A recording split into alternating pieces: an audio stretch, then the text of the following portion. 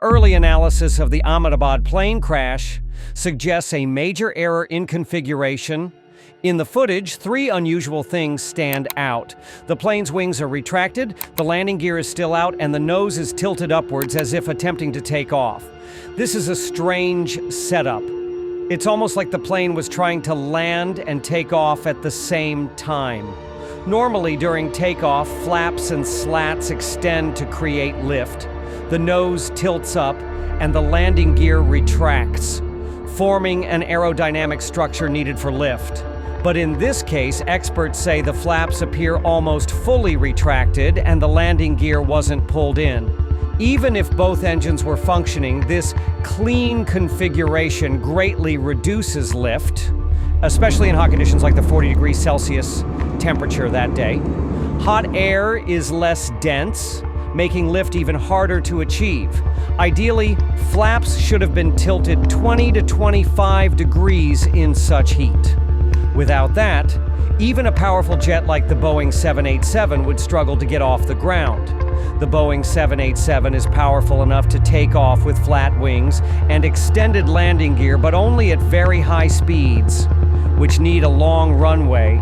This plane used almost the full 3.5-kilometer runway, yet still failed. That suggests other issues like excess weight, engine underperformance, or even a bird strike. Why was the plane in this odd configuration? Was it a technical fault or pilot error? A similar crash happened in 2008 in Madrid, where an MD-82 took off with retracted flaps and crashed within seconds, killing 154 people. The cause? The pilot missed a checklist step, and a maintenance error had disabled the alarm that would have warned them. Despite a 4.3-kilometer runway, the plane barely lifted off before crashing, just like in this case. This plane crashed because it couldn't reach the speed needed for takeoff. With flat wings and landing gear out, it needed at least 380 kilometers per hour. But it only reached around 250 kilometers per hour. This same mistake has happened before. In 2008 Madrid and 1987 Detroit, planes crashed right after liftoff. Flaps weren't deployed, alarms failed, and pilots missed key checks. But AI-171 was different. It climbed to 625 feet, stayed in air 30 seconds, and then crashed. Why? Two strong possibilities. One, engine failure mid-air. Maybe one or both engines shut down. Two, alarm system failed, letting the plane take off without proper wing setup.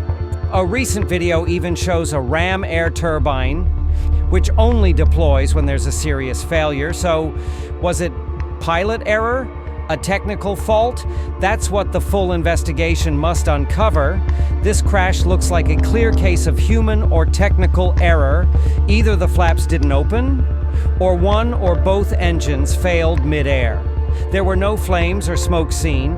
One survivor even said he heard engines revving hard before the crash. Maybe the pilots tried full throttle when they noticed they were losing altitude. But the plane couldn't climb. No bird hits, no external damage seen. Some reports mention a loud noise and flickering lights, and even the ram air turbine, RAT, was seen deployed, a sign of major failure like engine or hydraulic loss.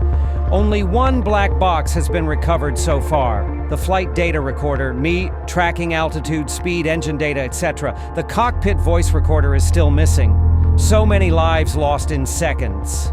But what's the consequence? Despite 240 deaths, Indian law allows a maximum fine of just 1 crore rupees.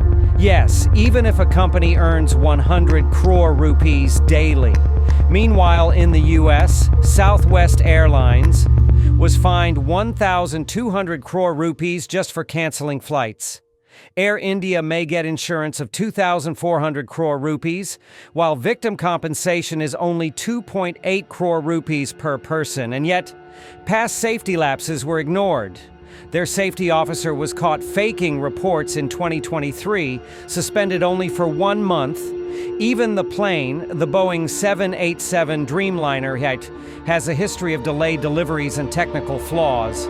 Whistleblowers exposed shortcuts, unsafe joints, and 2 of them died mysteriously. In short, weak regulations, negligent safety, and corporate greed are costing real lives. It's time India brings real accountability to its skies, because right now it feels like a human life here is worth nothing. Condolences to the victims and families.